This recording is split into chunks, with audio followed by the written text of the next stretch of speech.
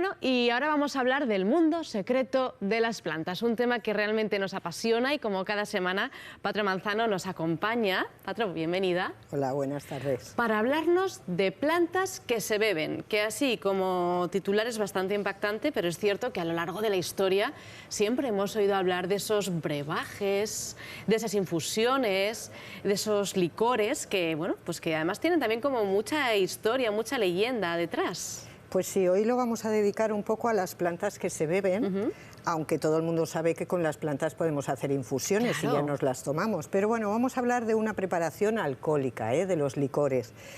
Y de licores y brebajes. Ya las civilizaciones egipcias y griegas ya hacían preparaciones, pues sobre todo licores que no eran otra cosa que jugos o zumos de plantas cocidos con agua y miel. Y servían pues yo qué sé, pues digestivas, tónicas, antitusígenas, etcétera. Esto que has comentado que elaboraban este tipo de bebidas con agua y miel, ¿son las famosas hidromieles que encontramos en las leyendas y en algunos libros históricos? También en muchas películas. Fueron las primeras bebidas alcohólicas con alta graduación que se hacían y entre ellas pues hay los hidromieles que además eran con maceración algunas de plantas. Padre, pues enseguida nos cuentas más porque desde luego hay mucho que contar y mucho que descubrir de la vida secreta de las plantas. Volvemos enseguida.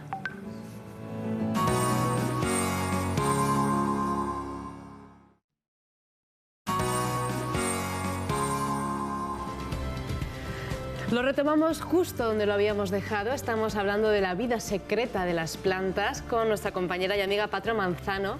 Y Patro, nos estabas contando que a lo largo de la historia estas infusiones, que sería lo más popular, han tenido como mucha importancia en forma de pócimas, de brebajes, ¿verdad? Pero desde hace siglos. Pues sí, la verdad es que lo de brebaje...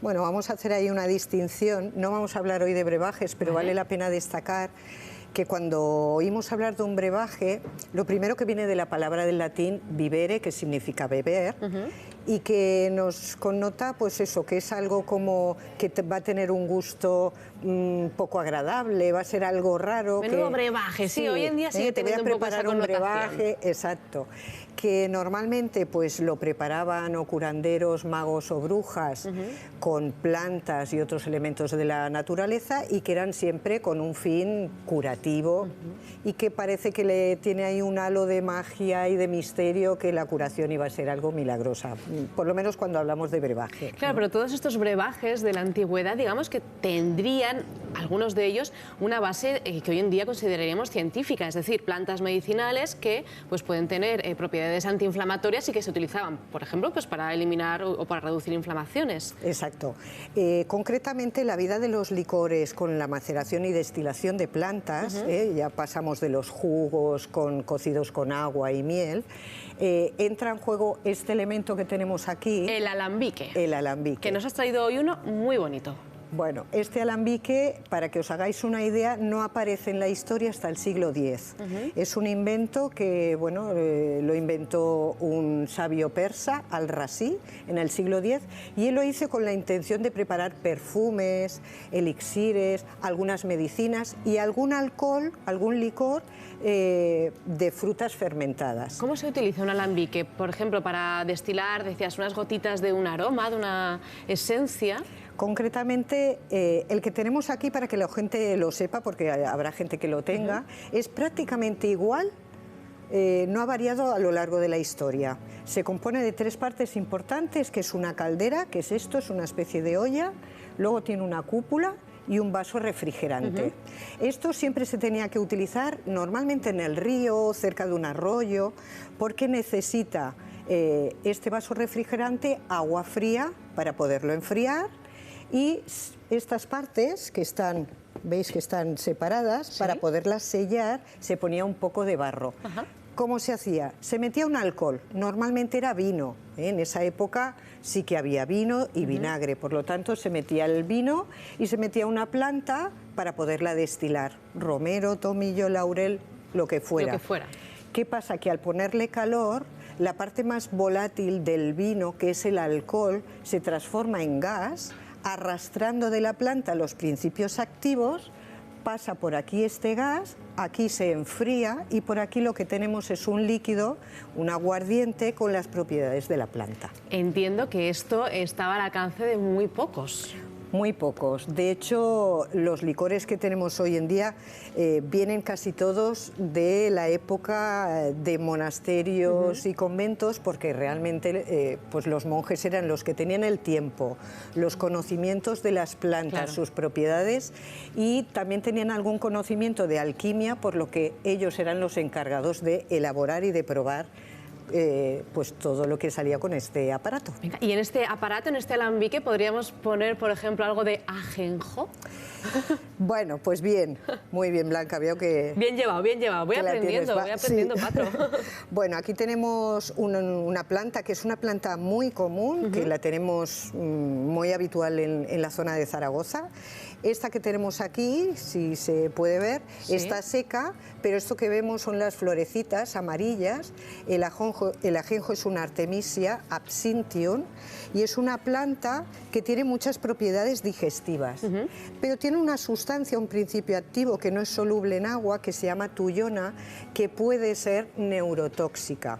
¿Qué quiere decir? Hay que tener mucho cuidado. Hay que tener cuidado y además es una sustancia que nos puede afectar al sistema nervioso central. Claro, de toda esta historia viene porque hay uno de los licores muy famosos durante el siglo XIX y primeros del XX, que es este que tenemos aquí, este líquido de color verde, que es la absenta. Que, por lo contrario que pueda pensar mucha gente, no es algo moderno, sino que a lo largo de la historia hay referencias literarias, referencias artísticas, culturales, de grandes personalidades que bebían este licor, el licor de absenta. Sí, pues personalidades tan importantes como Oscar Wilde, como Van Gogh, como Baudelaire, Picasso, Hemingway, porque este licor, bueno, supuestamente lo que hacía es que tenías una revelación artística y bueno, hubo un momento en que fue muy importante dentro del movimiento bohemio de la Francia pues, del siglo XIX.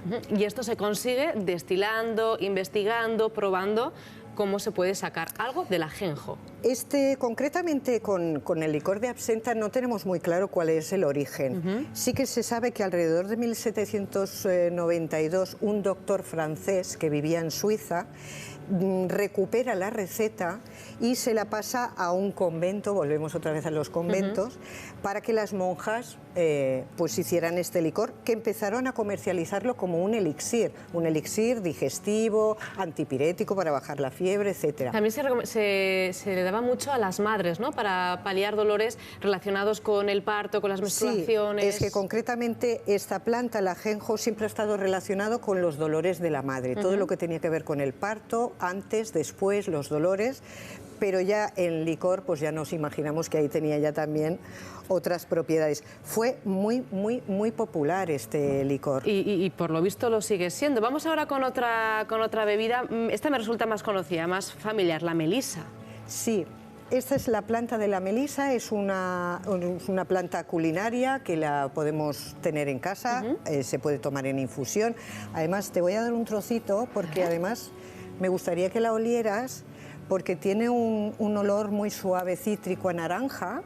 Que sí, es muy... si la frotas, desprende muchísimo más. Entonces es una planta que se toma en infusión, que se puede utilizar para aromatizar algunos postres, algunos pasteles, pero la traemos hoy aquí porque también forma parte, es uno de los ingredientes más importantes de una bebida que en España tuvo muchísimo éxito en la década de los 50 y de los 60, que es el agua del Carmen. Aquí la tenemos. Esto es un anuncio de agua del Carmen que anda que no tiene años, ¿no?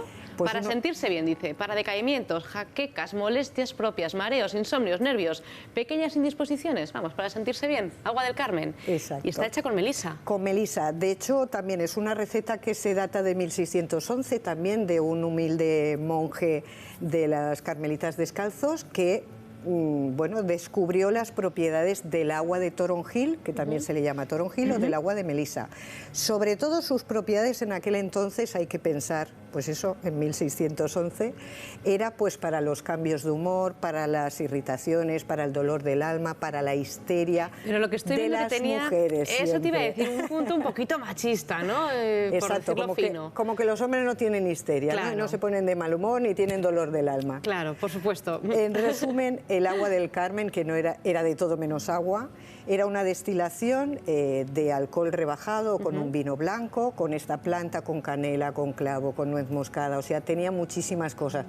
Para que nos hagamos una idea, pues ha sido el ansiolítico de nuestras abuelas. Sí, en España fue muy popular en la década de los 50, en los 60... En todos los hogares tenía que haber una botellita de agua del Carmen. Yo recuerdo cuando era pequeñita, yo iba a un colegio de monjas y cuando aquel día iba un poco alborotada, la monja me cogía, me daba un azucarillo y me ponía unas gotitas de agua del Carmen para que me tranquilizara Que me quede claro, no es una infusión de melisa, digamos, no. Que está destilado, digamos que es una bebida alcohólica. Es una bebida alcohólica. Claro. Actualmente es muy complicado encontrarlas. He traído los caramelos porque son caramelos para la garganta, sin más, pero se llaman igual, más que nada porque no se podía dar a los niños, ni se puede dar a las mujeres embarazadas. Claro. Y nos contaron que lo curaba todo y la verdad es que no. Simplemente pues te relaja un poquito. Exactamente. Un poquito. Vamos ahora con la ajedrea.